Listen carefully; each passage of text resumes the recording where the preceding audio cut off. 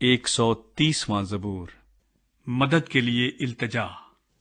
اے خداوند، میں نے گہراؤں میں سے تیرے حضور فریاد کی ہے۔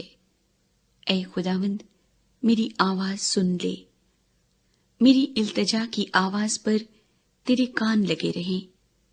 اے خداوند، اگر تو بدکاری کو حساب میں لائے تو اے خداوند کون قائم رہ سکے گا؟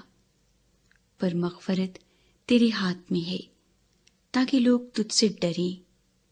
میں خداوند کا انتظار کرتا ہوں، میری جان منتظر ہے اور مجھے اس کے کلام پر اعتماد ہے۔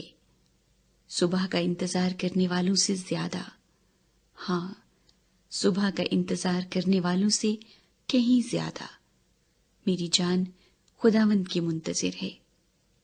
اے اسرائیل، خداوند پر اعتماد کر، کیونکہ خداوند کے ہاتھ میں شفقت ہے، اسی کے ہاتھ میں فدیہ کی کثرت ہے، اور وہی اسرائیل کا فدیہ دے کر اس کو ساری بدکاری سے چھڑائے گا۔